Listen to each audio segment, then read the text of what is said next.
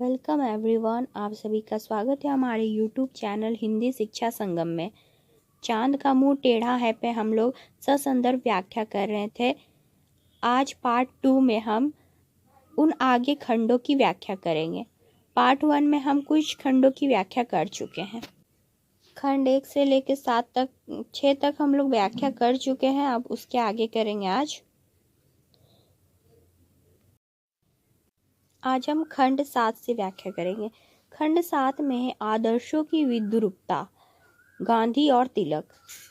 प्रसंग है, इस खंड में कवि महान भारतीय आदर्शों के पतन का प्रसंग उठाता है।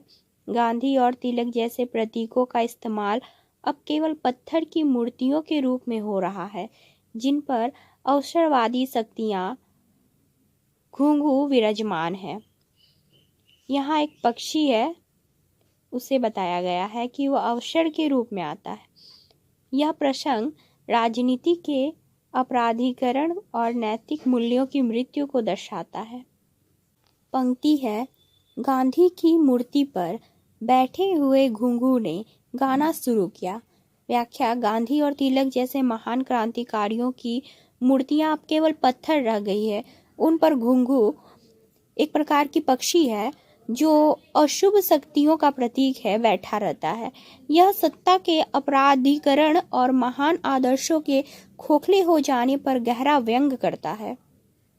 दूसरी पंक्ति है, रात्रि की काली स्याह कड़ाही से अकस्मात सड़कों पर फैल गई सत्यों की मिठाई की चाशनी। व्याख्या है, रात की काली कड़ाही भ्रष्टाचार का प्रतीक है, से झूठे सत्यों की चाशनी फैलाई जा रही है, यानी जनता को लुभाने के लिए झूठे वादे और लोक लुभावन नारे दिए जा रहे हैं।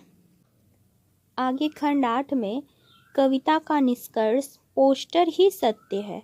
प्रसंग है कि अंतिम खंड का प्रसंग कला का उद्देश्य है। यहाँ मुक्तिबोध स्पष्ट करते हैं कि आज के संकटपूर्ण समय में कौड़ी कल्पना या कोमल कविता का कोई स्थान नहीं है।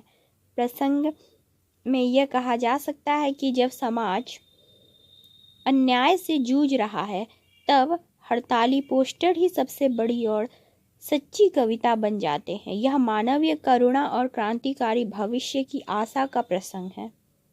पंक्ति है, आज तो चंद्र है, सविता है, पोस्टर ही कविता है। व्याख्या, कवि कहता है या घोषणा करता है कि आज के दौर में वह कविता बेकार है जो केवल चांद तारों की ही बातें करे। आज पोस्टर संघर्ष का स्वर ही सच्ची कविता है। अगली पंक्ति है, आदमी है वह खूब, जैसे तुम भी आदमी वैसे मैं भी आदमी, चिल्लाते हैं पोस्टर। व्याख्या है, पोस्टर मनुष्यता की बराबरी का नारा बुलंद करते हैं। वे याद दिलाते हैं कि हम सब समान हैं और हमें मिलकर इन अन्याय के खिलाफ खड़ा होना चाहिए। अगली पंक्ति है, समय का कण कण गगन की कालिमा से बूंद बूंद चू रहा तड़ित उजाला बन। व्याख्या, कविता का अंत आशा के साथ होता है। जो अंधेरा कालिमा अभिव्याप्त है, उसी के भीतर से रोशनी तड़ित उजाला पैदा हो रही है। क्रांति की सुबह करीब है। आगे हम काव्यगत विशेषताएं देखेंगे इस कविता की। तो शिल्प की बात करें तो मुक्तिबोध ने फैंटेसी का प्रयोग कर यथार्थ को एक भयानक स्वप्न की तरह पेश किया है। भाषा में कविता में उर्दू, अंग्रेजी, तत्सम और देशज शब्दों का बेबाक मेल है। बिंब, अजगरी मेहराब, मेमत की सूंड और यमदूत पुत्री बिल्ली जैसे बिंब डरावने यथार्थ को जीवंत करते हैं। दर्शन, यह कविता मार्क्सवादी चेतना से प्रभावित है, जहां शोषण के विरुद्ध संगठित प्रतिरोध की बात की गई है। प्रतीक है टेढ़ा चांद, विकृत सत्ता का, बरगद जर परंपरा का, पोस्टर क्रांतिकारी साहित्य का। आगे हम संक्षिप्त समीक्षा करेंगे इस कविता की। गजानन माधव मुक्तिबोध आधुनिक हिंदी साहित्य के प्रगतिशील काव्य धारा के एक ऐसे शिखर स्तंभ है जिन्होंने कविता को केवल भावुकता का माध्यम न मानकर उसे जीवन के कठिन यथार्थ और आत्मसंघर्ष की प्रयोगशाला बनाया है।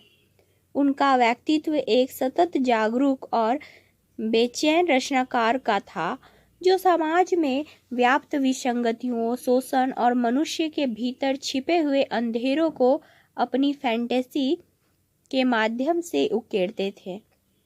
मुक्तिबोध कविता को एक ऐसा सामाजिक कर्म मानते थे जो व्यक्ति के अंतर्मन और बाह्य जगत के बीच के द्वंद्व को सुलझाने का प्रयास करती है।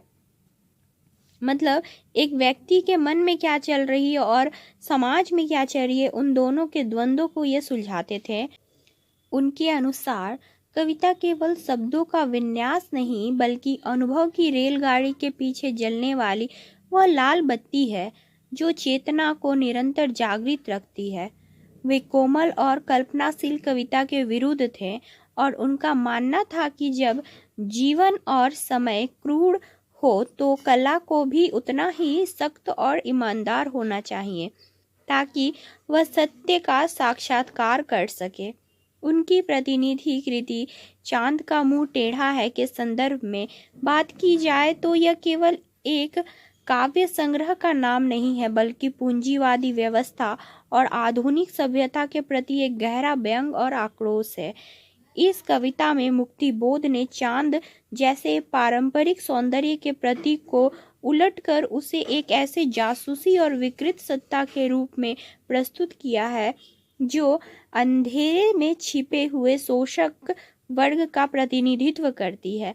जहां चांद का टेढ़ापन उस व्यवस्था की कुटिलता और कुरूपता का प्रतीक है जो बाहर से सफेद और चमकदार चांदनी बिखेरती है लेकिन जिसके भीतर भ्रष्टाचार, दमन और स्वार्थ की काली स्याह शिलाएं छिपी हुई है।